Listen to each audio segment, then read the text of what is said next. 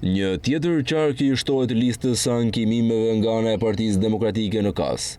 Sot Partia Demokratike lajmëroi se ka ankimuar rezultatin e zgjedhjeve të 11 maj nga KQZ për qarkun Fier.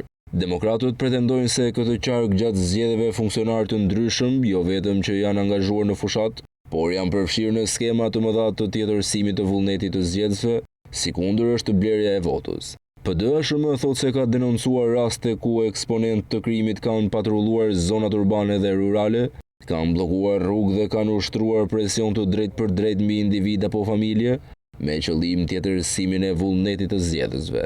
Zgjedhjet për kuvend u caktuan në datën 11 maj 2025, me dekretin e presidentit të Republikës. Pas përfundimit të procesit të numërimit të votave në qarkun Fier, KQZ-ja miratoi tabelat për mbledhëse të rezultateve për subjektet zgjedhore dhe kandidatët e tyre për zgjedhjet në kuvend, sipas tabelave që janë bashkëlidhur vendimit objekt ankimi. Koalicioni PD-SHM ka ardhur në dieni të fakteve, i indicjeve dhe ka siguruar prova të mjaftueshme lidhur me problematika dhe parregullësitë të rënda të procesit zgjedhor të ndodhura në të gjithë qendrat e votimit të qarkut Fier.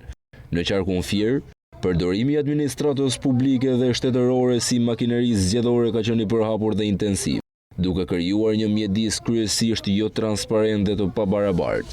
Është fakt i njohur botërisht se megjithse kërkesat që PD-SHM ka depozituar pranë KQZ-s, deri më sot nuk na është vënë në dispozicion asnjë provë vetme nga ky organ që të provojë përmbushjen e kushtit ligjor që zarfat janë marrë personalisht nga zgjedhësit në adresën e regjistruar në platformën elektronike. Gjithashtu, Partia Demokratike dhe Aleanca Madhështore ankimuan në KAS rezultatin e zgjedhjeve të 11 majit për qarkun e Tiranës. PD kërkon shpalljen e pavlefshme të rezultatit dhe përsëritjen e tyre në të gjithë zonat zgjedhore të këtij qarku. Kërkesa është dorëzuar më 29 maj 2025. Sipas PD-s, procesi është deformuar rënd nga një sër shkeljesh dhe parregullësish që kanë komprometuar seriozisht standardin e zgjedhjeve të lira. PD e cilëson këtë proces si një farsë zgjedhore të orkestruar.